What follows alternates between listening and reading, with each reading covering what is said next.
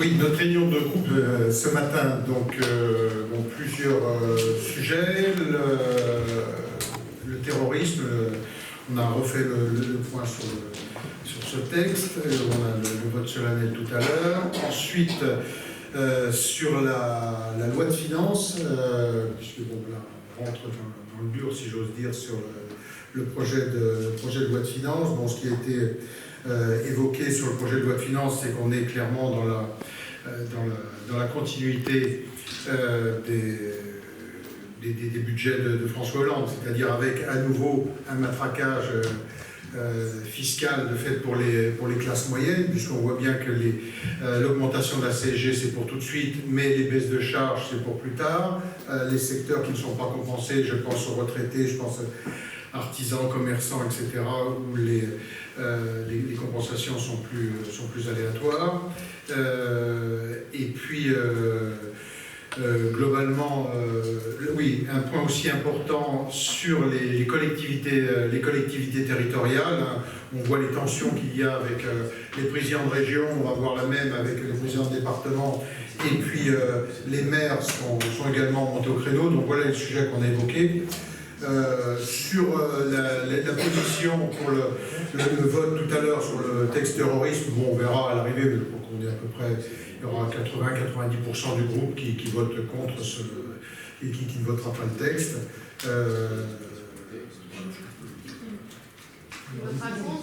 Non, qui ne votera pas la très grande, immense majorité votera contre. Je vais vous faire un confident, il ne faut pas écouter les journalistes. Ne les faites pas, on va bien debout.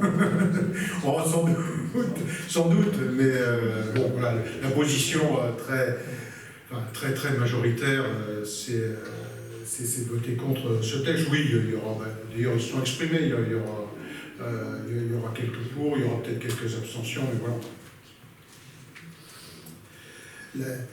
La ligne qui a été la nôtre depuis le début, c'est de dire, est-ce que, oui ou non, on est dans une situation aujourd'hui où il y a moins de risques d'attentats qu'il y en avait auparavant? À cette question, la réponse est clairement non. D'ailleurs, le ministre de l'Intérieur l'a rappelé à plusieurs reprises en disant que jamais la pression n'avait été aussi forte. Donc si jamais la pression n'a été aussi forte, rien ne justifie de sortir de l'état d'urgence. Pourquoi on sort de l'état d'urgence alors que le ministre de l'Intérieur dit lui-même que la pression n'a jamais été aussi forte? C'est aussi simple que ça sur le fond. Après, il y a toute l'argumentation sur les différentes mesures, sur les assignations à résidence, sur les perquisitions, sur la fouille des coffres, sur les palpations, sur le bracelet électronique. Enfin, on peut rentrer dans le sujet, mais la ligne de fond, c'est celle-là. Rien ne justifie, de notre point de vue aujourd'hui, au contraire, j'ai envie de dire, de sortir de l'état d'urgence. Donc cette position, elle sera unanime dans le groupe ou pas tout à fait? Si, non, mais c'est ce que je vous ai dit, il y aura, je ne sais rien, 80-90% des gens qui voteront contre le texte du gouvernement. Donc c'est une position, je ne sais pas comment vous la définir, ultra majoritaire, c'est une définition, mais bon, très largement majoritaire. Non, ultra, c'est pas le bon mot. Le groupe adhère à la proposition de loi déposée par Éric Ciotti et les autres. On ne l'a pas débattu dans le détail ce matin, mais c'est une proposition de loi qui s'inscrit dans les propositions de loi précédentes, puisqu'on avait déjà fait une proposition de loi sur ce sujet. Donc, elle s'en inspire très largement, avec la problématique posée avec l'attentat de Marseille, avec un individu qui est étranger, en situation irrégulière, interpellé à cette reprise sous des alias différents, et qu'on est incapable d'expulser. Donc il y a cette problématique qui est posée, mais on y répond. Et on avait déposé des amendements qui n'ont pas été retenus.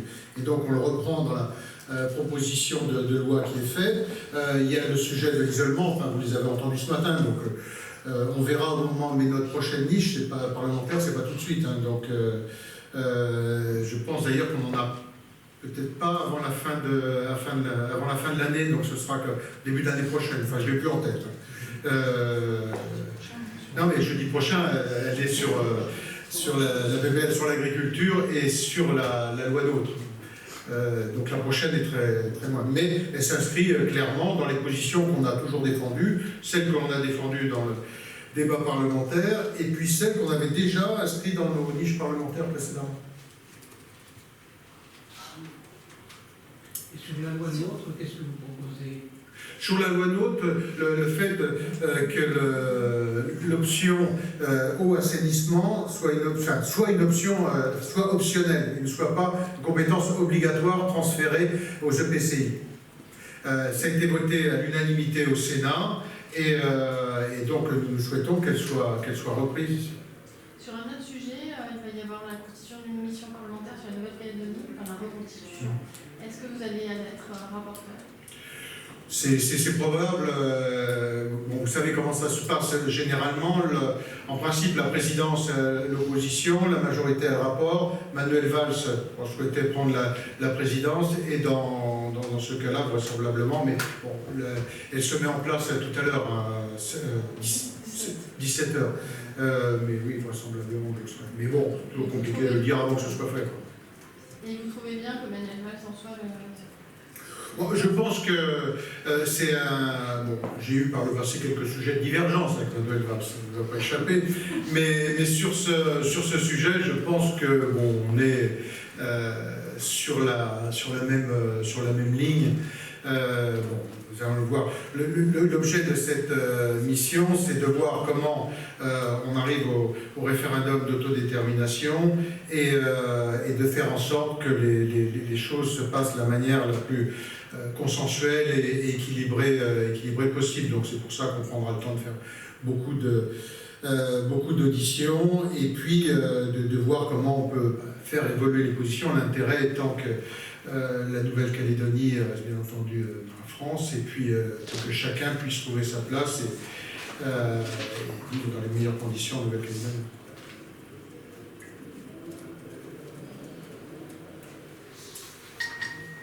C'est bon? Alors moi j'ai une question. Il y a plusieurs parlementaires, plusieurs députés qui sont candidats à la direction de votre parti. Il y a un bureau républicain, enfin un bureau Politique. ce soir au Républicain. Est-ce que vous allez militer pour que les militants soient plus informés, qu'ils puissent voter, enfin parrainer la liste? Alors, Ils sont venus vous voir, c'est pour ça que je vous posais la question. non. Si les candidats en question, ils m'ont dit qu'ils en avaient parlé. Ils ont... Vous en avez parlé? Ah oui, certains m'en parlent. Bah oui, bah heureusement qu'on se parle, oui, parce que c'est bon. On se compte avec les parlementaires.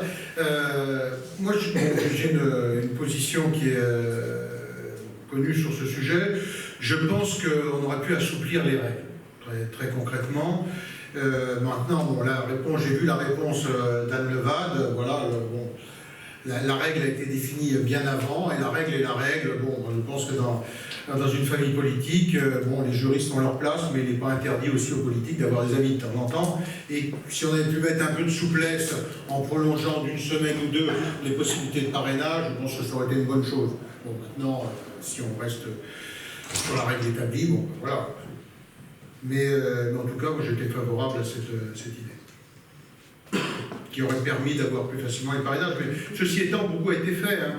Tous les militants, Bernard Accoyer a envoyé un message à tous les militants, dont tout le monde est informé des possibilités de parrainage, avec un système qui met en ligne directement la possibilité du parrainage. Donc tout ça est quand même...